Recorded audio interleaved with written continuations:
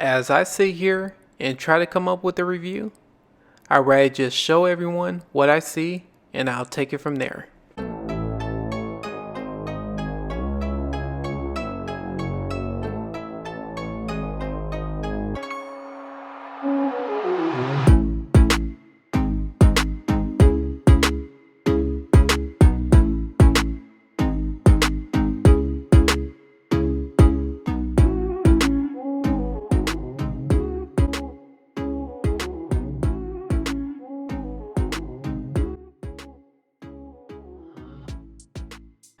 What's going on, everyone? This is Max coming back at you once again with another video. This time is my review on the Samsung QN900B. So if you could do me a favor by hitting that like button and that subscribe button, I greatly appreciate it. If you want a quick review and are wondering if I recommend this TV, the answer is yes. If you want to stick around to get a full review, then let's go ahead and dive in. Samsung QN900B is a top-of-the-line TV out of the Samsung TV lineup. It's an 8K TV with an infinity screen with a One Connect box. As in design and looks, this is one of the best looking TVs that I have ever seen today. The infinity screen has virtually no bezel where you see all of the screen. So before going any further with this review, let's go ahead and talk about the pricing. So if you see on my screen, the 65-inch, which I'm currently have, is going for $4,799.99. The 75-inch version is going for $5,999.99. And the 85-inch version is going for $7,999.99 at the time of this recording. Now let's talk about the specs. So the QN900B is running the Neural Quantum Processor 8K. It's an 8K television. It has Quantum HDR64X. Now that is only for the 75-inch to the 85-inch. The one I have is a 64-inch, which only has 48X. So if you want to compare that to the QN900B, QN800B only has 32X.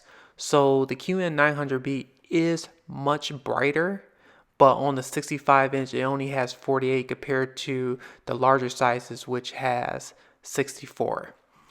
So going down the list, the QN900B and pretty much all the Samsung lineup all have 4 HDMI 2.1 full bandwidth.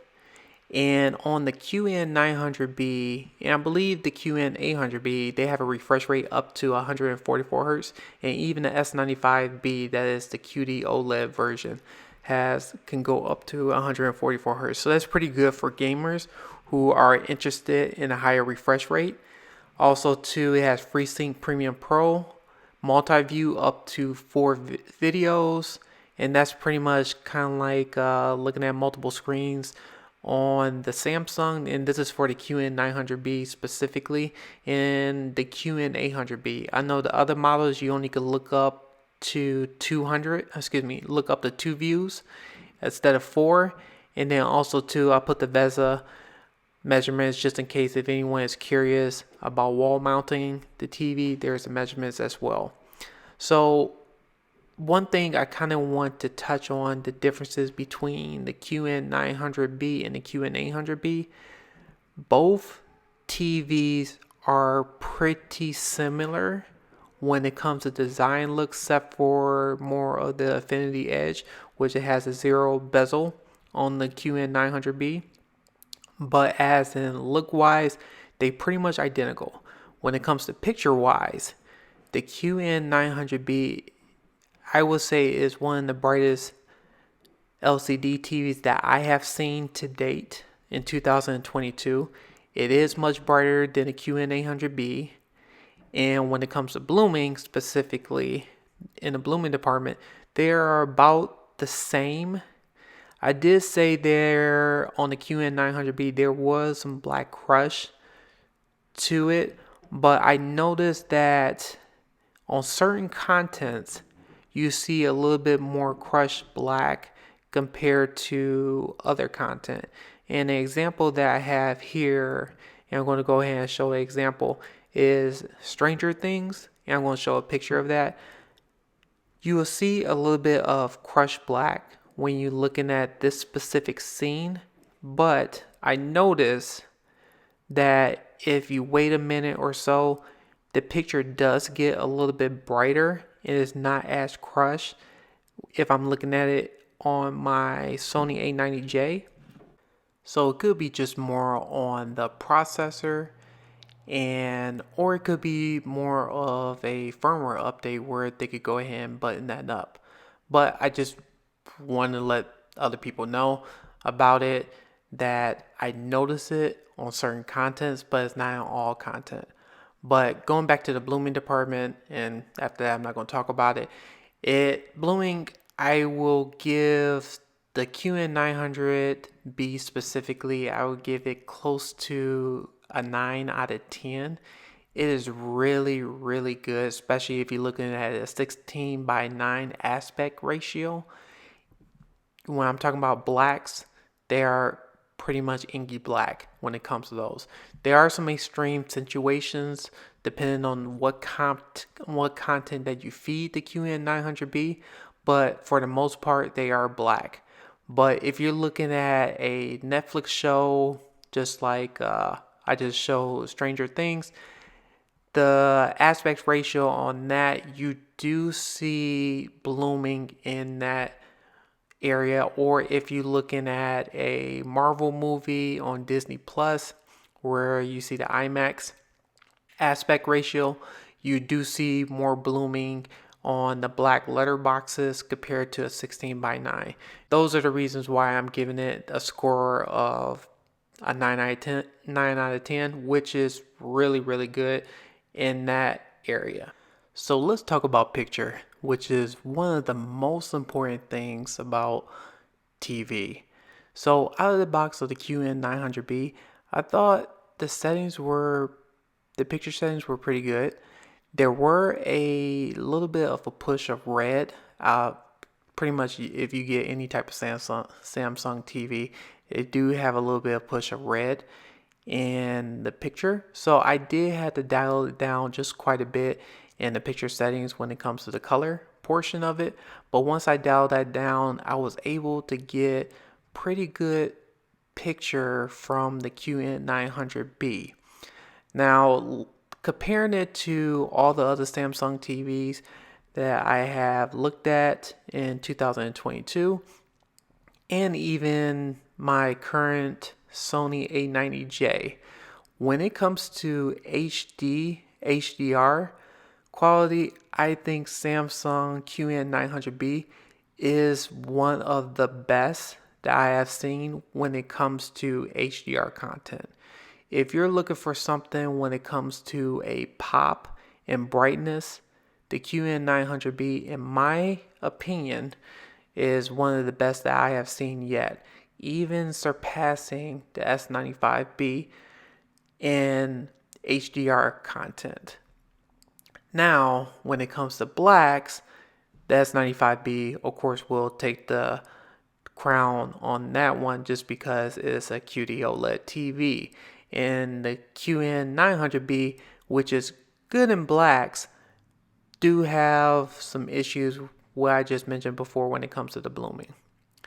Now, going back and forth between the QN800B and the QN900B, the QN900B is better when it comes to that brightness and is better when it comes to the HDR content. I don't have any numbers to give the comparison between one and another to show which one is brighter, but having those TVs, the QN900B is definitely brighter between those two TVs if anyone is interested. Now the question is, does it worth the price? See, that's something that's very hard to swallow.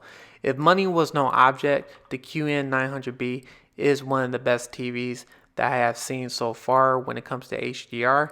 But when it comes to the price range, I think this is way too expensive for a mini LED TV.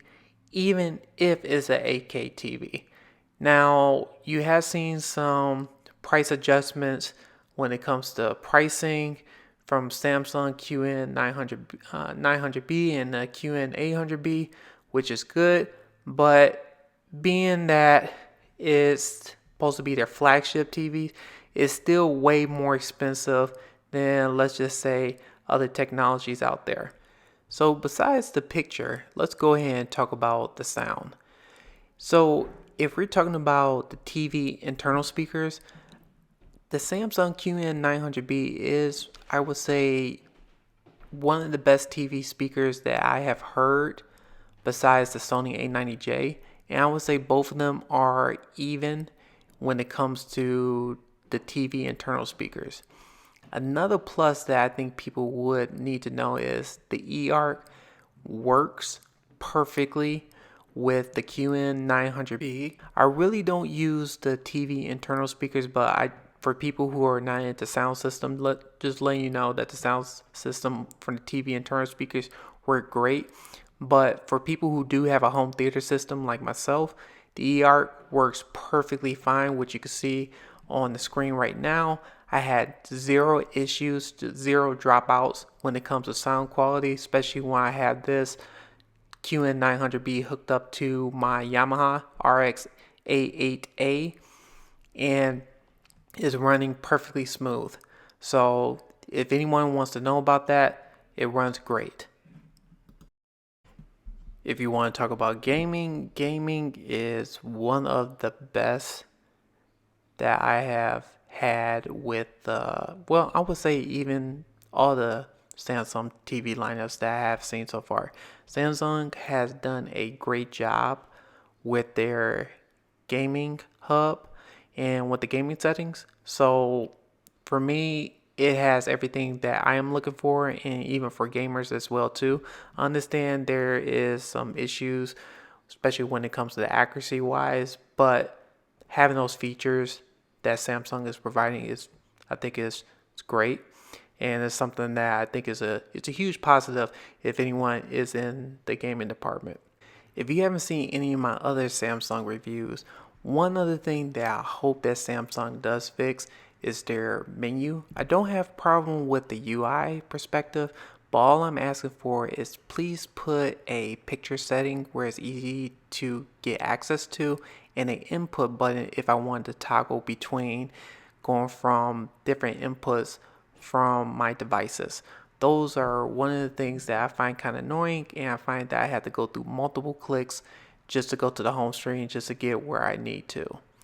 But besides that, the QN900B is a great TV. Yes, it's expensive, and I have mentioned those before. Is it going to be the TV for me? That's something that I'm still going back and forth on. I will say, once again, this is one of the best mini LED TVs that I have seen to date. And if anyone is in the market of buying this TV and cost is no object to them, this one should be on the top of the list as one of the TVs to take a look at. But I want to go ahead and hear everyone's comments.